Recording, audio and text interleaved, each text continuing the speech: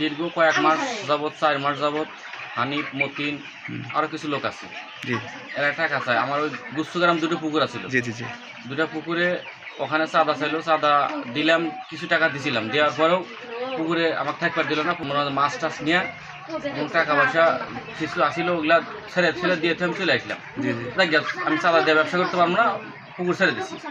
আচ্ছা, দেওয়ার পরেও আবার এখন এই টাটগাড়ি পুকুর এবং চামাচুয়া পুকুর এবং খামার, এগুলার উপরে এসে ওরা কয়েকজন গাঁজা খায় আর বুদ্ধি পরামর্শ করে ওর থেকে কীভাবে টাকা নেওয়া যাবো, কীভাবে কী করা যাবো, এগুলা বুদ্ধি পরামর্শ করে। ওই একদিন আসে আমাকে বলতেছে যে তোর টাকা দেওয়া লাগবো। বলে কিসের টাকা দেওয়া লাগবো?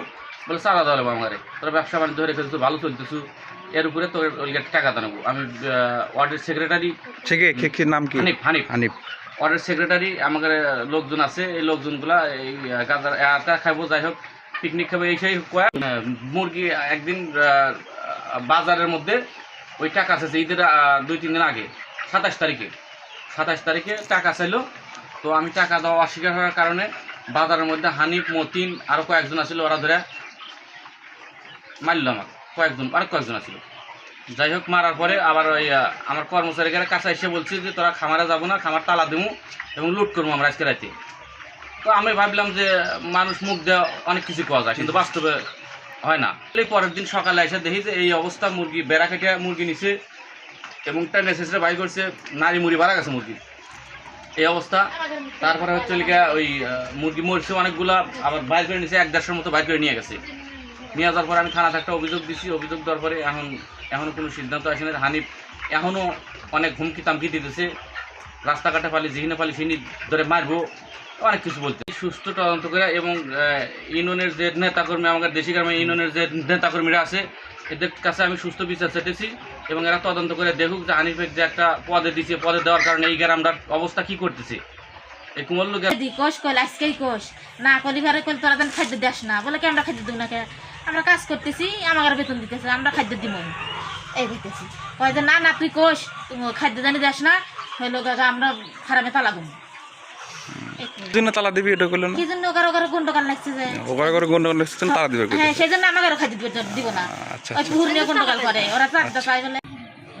5 আগস্টের পর আপনার হানিফ, মতিন আর এই গ্রামে 5টা-6টা পুকুর অপকর্ম করে চাঁদাবাজি খেয়েছে, চাঁদা খেয়েছে। খাওয়ার পরে আমাদের গ্রামে এক ছেলে মজনু নাম, তার কাছ থেকে চাঁদা খেয়েছে এবং আমার আড্ডেও চাঁদা দিচ্ছে।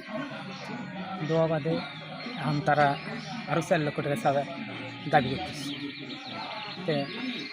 না দেওয়ার পরে এই নতুন বাজারে এই দোকান, বক্সের দোকানে ছেলেটাকে প্রায় 9টার সময় রোজার মধ্যে তাকে দোকানে মারপিট করলে আমরা তার সারা সুরা নিয়েছিলাম এবং সে মারপিট করে, সে সারা বেড়া এবং আমাকেও ধরে আমার।